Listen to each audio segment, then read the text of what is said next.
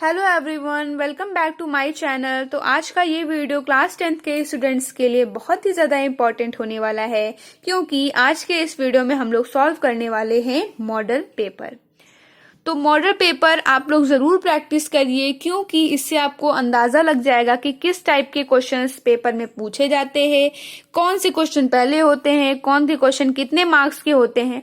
तो इससे आपको बहुत ही ज़्यादा एग्जाम में हेल्प होती है। और कैसे आप लोग को पेपर में कॉपीज लिखनी है, कितने कितने नंबर्स के आपको टाइम टेकन करना है, वो सब मैंने अपने चैनल पे वीडियोस बना के रखे हैं, तो आप लोग जाके वहां देख सकते हैं। और आप लोगों को पेपर में कौन से जीवन परिचय याद करने हैं, इतिहास में कौन कौन से क्वेश्चंस आपको याद करने हैं, उन सब के वीडियोस मैंने बना के रखे हैं। तो कम समय में आप लोग ज्यादा से ज्यादा पढ़ाई कर सकते हैं और 90+ मार्क्स को गेन कर सकते हैं। तो चलिए आज का हम लोग मॉडल पेपर को सॉल्व करते हैं। तो जैसा कि आप सभी को पता है, आप लोगों को एग्जाम पेपर में 3 घंटे 15 मिनट का समय मिलता है। 15 मिनट को आप इंक्लूड मत कीजिए, आप 3 घंटे मानकर चलिए। तो सबसे पहले आपका इतिहास का 10 नंबर का क्वेश्चन आता है, और पहले आपका क्वेश्चन आता है, निम्नलिखित कथनों में से कोई एक कथन सही है, उसे पहचान कर लिखिए। यानी कि आपको 4 ऑप्शंस दिए जाएंगे, उनमें से कोई एक कथन सही होगा और आपको बताना है कि वो कौन सा सही होगा। इस टाइप के सारे क्वेश्चंस मैंने अपने चैनल पे करवाए हैं, आप लोग जाके देख सकते हैं। तो पहला है, रेती के फूल रामधारी सिंह दिनकर जी का एक निबंध है। दूसरा है, हिंदी साहित्य विमर्श पदमलाल पुन्नालाल बख्शी का महाकाव्य है। तितली जयशंकर प्रसाद जी का एक कहानी संग्रह है, या फिर चिंतामणि आचार्य रामचंद्र शुक्ल जी का उपन्यास है। तो इन चारों के ऑप्शंस में से आपका जो ऑप्शन है वो फर्स्ट है सही, जो कि है रेती के फूल रामधारी सिंह दिनकर जी का एक निबंध संग्रह है। ठीक है, तो चलिए हम बढ़ते हैं नेक्स्ट क्वेश्चन की ओर। तो नेक्स्ट क्वेश्चन है हमारा, निम्नलिखित कृतियों में से किन्हीं एक कृति के रचनाकार का नाम लिखिए। यानी कि कृति का मतलब होता है कि रचनाएं। तो आपको 4 रचनाएं दी जाएंगी, जिनमें से आपको किसी एक रचना के रचनाकार का नाम लिखना है कि उनमें से कौन हो सकता है। तो रचना है आपका बाण भट्ट की आत्मकथा। जो ये रचना है वो आपका हजारी प्रसाद द्विवेदी जी द्वारा लिखी हुई है। दूसरा है हिमालय की पुकार। ये मैंने आप सभी के वीडियोस में करवाया है और मैंने बताया भी है कि ये इम्पोर्टेंट रचना है। हिमालय की पुकार पेपर में जरूर पूछी जाती है। तो इसके जो रचना है वो जयप्रकाश भारती जी हैं। और है आपका कलकत्ता से पीकिंग। ये जो रचना है वो भगवत शरण उपाध्याय जी को द्वारा लिखी हुई है।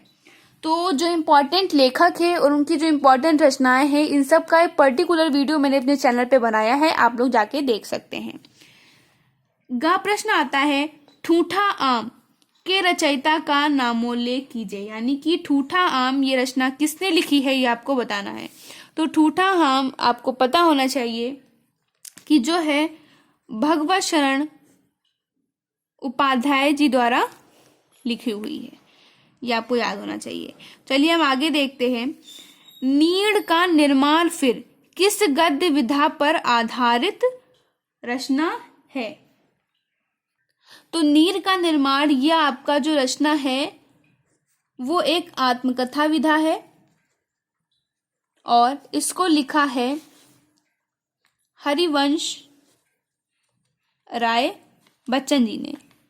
ये आपको पता होना चाहिए। इनकी एक और इम्पॉर्टेंट रचना है, क्या भूलूं क्या याद करूं, वो भी पेपर्स में पूछी जाती है, तो आपको याद होना चाहिए। आगे हम लोग बढ़ते हैं। आत्मकथा विधा के किन्हीं 2 लेखकों का नाम बताइए। यानी कि एक आत्मकथा विधा होती है, उसके कोई भी आप 2 लेखक का नाम बता सकते हैं। तो अगर हम इसकी बात करें तो है आपका, एक है डॉक्टर राजेंद्र प्रसाद जी, और दूसरे हैं हरिवंश राय बच्चन जी, जो कि यही है, आप लिख सकते हैं। चलिए आगे देखते हैं। प्रगतिवादी काव्य के किन्हीं 2 प्रवृत्तियों का उल्लेख कीजिए। प्रवृत्तियों का मतलब होता है कि रचनाएं। प्रगतिवादी काव्य की आपको कोई भी 2 रचनाएं लिखनी है। चलिए देखते हैं। तो इनकी आपकी कोई भी 2 रचनाएं हम लिख सकते हैं, जैसे कि क्रांति की भावना, ये इनकी एक रचना है। और एक है आपका मानव की महत्ता का वर्णन। ये इनकी क्या है विशेषताएं हैं। ये जब भी अपनी रचनाएं लिखते हैं तो इन दोनों विशेषताओं को मद्देनजर रखते हुए लिखते हैं। आगे देखते हैं, छायावाद काल के किन्हीं दो प्रमुख कवियों का नाम लिखिए। देखिए, मैंने अपने चैनल पे वीडियोस अपलोड किए इसमें कि अलग अलग काल के, छायावाद, रीतिकाल, इन सब के इम्पोर्टेंट कवि और उनकी रचनाएं पढ़ाई हैं, तो आप लोग वहां पे जाके देख सकते हैं। फिलहाल छायावाद काल की किन्हीं दो रचना की अगर हम बात करें तो वो है आपके जयशंकर प्रसाद जी और दूसरे हैं आपकी महादेवी वर्मा जी। तो ये दोनों जो लेखक हैं वो बहुत ही इम्पोर्टेंट है। इनकी रचनाएं आपको याद होनी चाहिए, क्योंकि ये रचनाएं नहीं लेकिन और भी इनकी इम्पोर्टेंट रचनाएं आपके पेपर में पूछी जा सकती हैं। चलिए आगे हम देखते हैं। चलिए बच्चों, हम लोग आगे देखते हैं। तो गा है आपका तार सप्तक के संपादक कौन है? तो तार सप्तक, इसका एक पर्टिकुलर वीडियो मैंने अपने चैनल पे अपलोड किया, आप लोग देख सकते हैं। तार सप्तक का एक ना एक क्वेश्चन आता जरूर है। तो तार सप्तक के संपादक कौन है? तो आपको याद रखना है अज्ञेय। ये है, इनको सभी लोग कहते हैं सच्चिदानंद हीरानंद। इनका ये पूरा नाम है, ये आप लोग को याद होना चाहिए, पूछे जाते हैं। तो ये वीडियो आपको कैसा लग रहा है प्लीज कमेंट में बताते रहिए मुझे, ताकि मुझे भी अच्छा लगे और आप सभी के लिए और से वीडियोस मैं देखती आते रहूं। तो देखते हैं, निम्नलिखित गद्यांश में से किसी एक के नीचे दिए गए प्रश्नों के उत्तर दीजिए। यानी कि दो गद्यांश आपको दिए जाएंगे, दोनों में से किसी एक गद्यांश के बारे में आपको बताना है। तो पहला गद्यांश है आपका, यह हाथ में कमल लिए गए बुद्ध खड़े हैं। ठीक है, तो ये रचना आपको दी गई है और इसमें आपको बताना है कुछ प्रश्न उत्तर के आंसर। तो ये जो पैराग्राफ है वो आपका चैप्टर अजंता से लिया गया है। ठीक है, और जिसके लेखक आपको पता है कौन है, भगवत शरण उपाध्याय जी इसके लेखक हैं। और इनके उपर्युक्त गद्यांश का संदर्भ लिखिए। पेपर में संदर्भ कैसे लिखें, ये चीज का वीडियो बहुत इंपॉर्टेंट है, क्योंकि सब लोग सेम लिखते हैं और आपको मैंने ट्रिक बताई है कि हम लोग अपने एग्जाम पेपर में संदर्भ कैसे लिख सकते हैं। तो उसका भी वीडियो मेरे चैनल पे अपलोड है, आप लोग जाके देख सकते हैं। रेखांकित अंशों की व्याख्या कीजिए, आप लोग इसकी व्याख्या कर सकते हैं। दूसरा है कि उपर्युक्त गद्यांश में कहाँ के दृश्यों का चरित्र चित्रण किया गया है। यानी कि गद्यांश को पढ़कर आपको बताना है किस चीज के बारे में बताया गया है। तो इसमें इसका आंसर होगा कि अजंता की दीवारों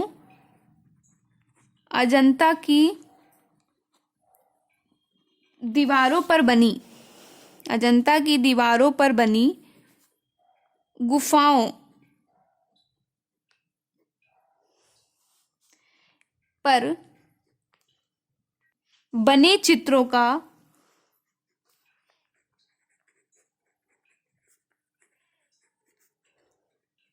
वर्णन किया गया है।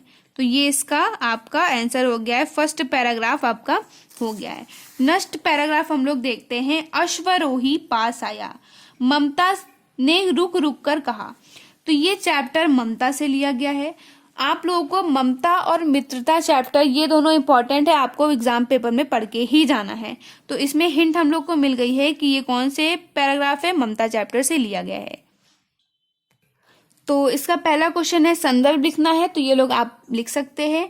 रेखांकित अंश की व्याख्या कीजिए, ये भी आप लोग लिख सकते हैं। तीसरा प्रश्न है, अश्वरोही ममता की झोपड़ी ढूंढता हुआ क्यों आया। तो इसका आंसर होगा कि झोपड़ी के स्थान पर मकान बनवाने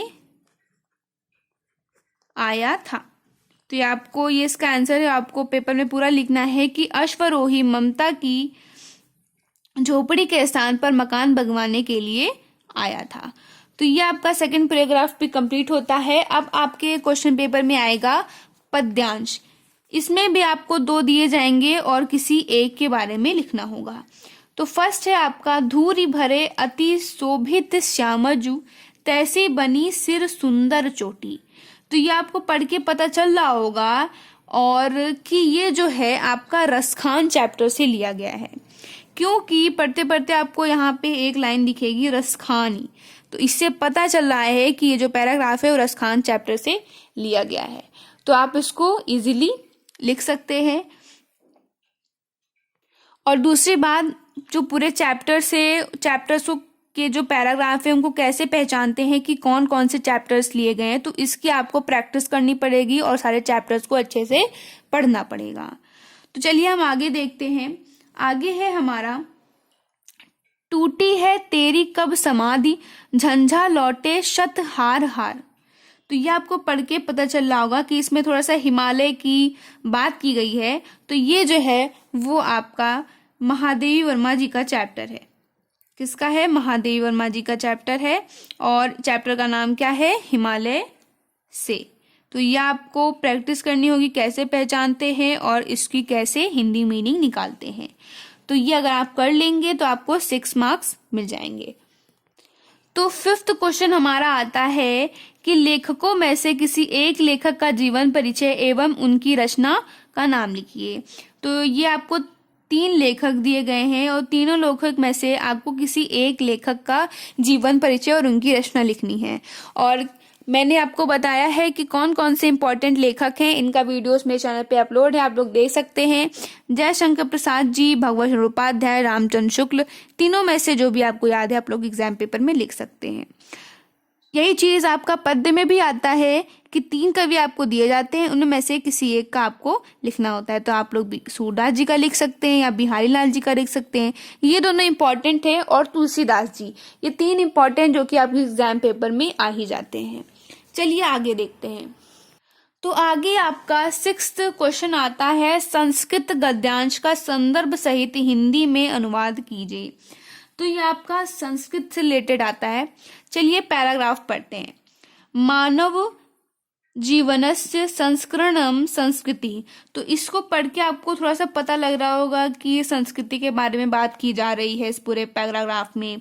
तो ये जो चैप्टर है वो आपका लिया गया है भारतीय संस्कृति। ये चैप्टर आपने पढ़ा होगा अपने संस्कृत में, ये इंपॉर्टेंट चैप्टर ही आपको पढ़ना जरूर है। इस चैप्टर से पैराग्राफ लिया गया है, तो आपको पूरा पढ़ना है और उसका हिंदी मीनिंग अपने एग्जाम पेपर में लिखना है। तो आपका जो संस्कृत गद्यांश आता है इसमें कहानी टाइप में आएगा और एक आपका श्लोक तो आएगा ही आएगा। तो अगर श्लोक है तो इस श्लोक का इंपॉर्टेंट चैप्टर है जीवन सूत्राणी। ये इंपॉर्टेंट चैप्टर है, ये आपको पढ़ के जाना है पेपर में, क्योंकि इससे एक ना एक श्लोक आता है पेपर में। और ये जो श्लोक आया है, मानम हित्वा प्रियो भवति क्रोधम हित्वा न शोचति, तो ये जो श्लोक दिया गया है ये भी जो है वो जीवन सूत्राणी चैप्टर से लिया गया है। तो प्लीज अच्छे से सब कुछ पढ़ के जाइएगा। आगे देखते हैं। 7th क्वेश्चन है आपका, अपनी पाठ्य पुस्तक से कंठस्थ किया हुआ कोई एक श्लोक लिखिए जो इस प्रश्न पत्र में न आया हो। तो 2 नंबर का ये आपका आता है, आपको एक श्लोक लिखना होता है। तो प्लीज आप 2 श्लोक याद कर लीजिए, क्योंकि अगर बाय चांस आपने एक श्लोक याद किया है वो अगर आप पेपर में आ गया तो आपने जो दूसरा याद किया है वो आप लिख सकते हैं। तो 2 याद करके जाइएगा, ठीक है। आगे हम बढ़ते हैं। इसी का खा प्रश्न आता है, निम्नलिखित प्रश्नों में से किन्हीं 2 प्रश्नों के उत्तर संस्कृत में दीजिए। आपको 4 ऑप्शंस देंगे जिसमें आपको 2 के आंसर लिखने होंगे। तो फर्स्ट क्वेश्चन है, भारतीय संस्कृति केशाम संगम स्थली, यानी कि हमारी जो भारतीय संस्कृति है वो किसकी संगम स्थली है। तो इसका आंसर आपको लिखना है, भारतीय संस्कृति सर्वेशाम मतावलंबिनाम संगम स्थली। इसकी हिंदी में मीनिंग है कि भारतीय संस्कृति जो हमारी है वो सभी मतों को मानने वालों की संगम स्थली है, ठीक है। आगे बढ़ते हैं। तो 3rd क्वेश्चन का आपका आंसर है, पुरु राजा का आसीत, मतलब पुरु राजा कौन थे। तो इसका आंसर होगा, पुरु राजा एक भारत वीरा आसीत, यानी कि पुरु राजा एक भारत वीर थे। तो इसके आपका ये हो चुका है। चलिए आगे हम देखते हैं। 8th प्रश्न है आपका, करुण अथवा हास्य रस की परिभाषा उदाहरण सहित लिखिए, यानी कि करुण या फिर हास्य, इन दोनों में से आपको कोई भी एक लिखना है जिसमें से आपको 2 नंबर मिल जाएंगे। आगे है उपमा अथवा उत्प्रेक्षा अलंकार की परिभाषा, उसका उदाहरण लिखिए। तो उसमें भी आपको 2 नंबर मिल जाएंगे, ये कंपलसरी आपको करना ही करना है। रोला और ठोठा, इसके आपको परिभाषा उदाहरण सहित लिखना है, इसमें भी आपको 2 नंबर मिल जाएंगे। ये सब कैसे होते हैं, क्या होते हैं, ये सब मैंने अपने चैनल पे वीडियोस बनाए हैं, उनमें अच्छे से आपको बताया है कि कैसे क्या याद करना है। आप लोग इस वीडियो को देखने के बाद मेरे चैनल पे विजिट कीजिए और आसानी से उसको पढ़िए। आगे हम लोग ग्रामर पोर्शन आता है, जिसमें दिया जाता है निम्नलिखित उपसर्गों में से किन्हीं 3 के मेल से एक एक शब्द बनाइए। यानी कि आपको टोटल इसमें 6 दिए जाएंगे, जिनमें से आपको 3 के आंसर लिखने हैं और तीनों से बने एक एक शब्द बनाने हैं। ठीक है, उपसर्ग तो बहुत आसान होता है बनाना, चलिए देखते हैं। तो पहला है आपका सु, तो सु से आप सु कवि लिख सकते हैं।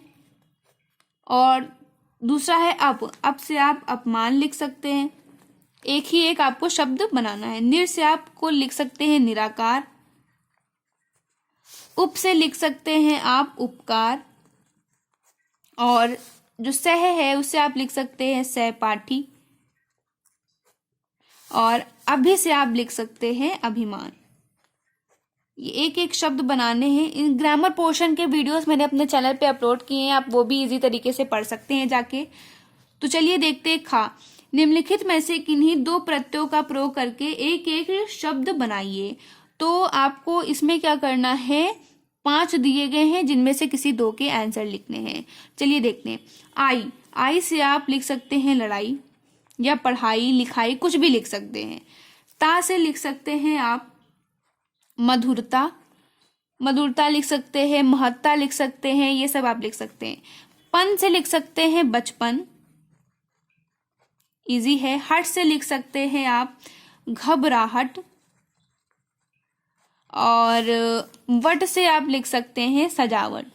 तो ये ग्रामर पोर्शन अगर आप अच्छे से पढ़ के जाते हैं तो ग्रामर पोर्शन आप पूरा सही करिए, इसमें आपके मार्क्स अच्छे मिल जाएंगे। आगे देखते हैं। गा है, निम्नलिखित में से किन्हीं 2 के समास विग्रह कीजिए। यानी कि 4 ऑप्शंस हैं, जिनमें आपको 2 के समास विग्रह करने हैं। तो चौराहा का मतलब होता है 4 राहों का समूह। ठीक है, इसका मतलब होता है 4 राहों का समूह। पथ्यापथ का मतलब होता है पथ और अपथ्य, ये आपको याद रखना है।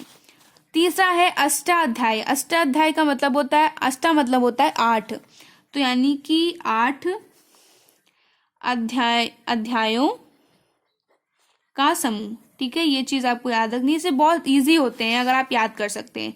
खरा खोटा, तो खरा खोटा को सिंपल है खरा या खोटा, तो ये बहुत सिंपल है। आपको 4 हैं और चारों नहीं लिखने, केवल 2 ही लिखने हैं। आगे देखते हैं। आगे है हमारा निम्नलिखित में से किन्हीं 2 के तत्सम रूप लिखिए। तत्सम रूप आपको लिखने 4 हैं और 2 का लिखना है। तो भौरा का आपका हो जाएगा भ्रमर, भौरा का क्या हो जाएगा भ्रमण। आंख का हुप का हो जाएगा अच्छी, और कछुआ का हो जाएगा कच्छप। खीर का हो जाएगा छीर। ग्रामर में कौन कौन से इंपॉर्टेंट क्वेश्चन है उसके वीडियोस मैंने बनाए हैं, आप लोग देख सकते हैं। और ये वीडियो आप लोगों को कैसा लग रहा है प्लीज कमेंट करके जरूर बताइए और इसे ज्यादा से ज्यादा शेयर कीजिए। चलिए आगे देखते हैं। 2 शब्दों के पर्यायवाची बनाने हैं आपको 2-2। तो देखते हैं। सर्प का आप लोग लिख सकते हैं सांप नाग, ये 2 लिख सकते हैं आप।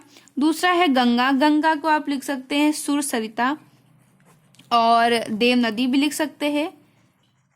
ठीक है, और दिन का लिख सकते हैं आप लोग दिवस या दिवा से दिवस आप लोग याद रख लीजिए। फूल का लिख सकते हैं पुष्प या फिर सुमन, और वर्षा से लिख सकते हैं आप लोग बरसात और बारिश, ये आप इजीली याद कर सकते हैं, बहुत इजी सा पेपर आता है।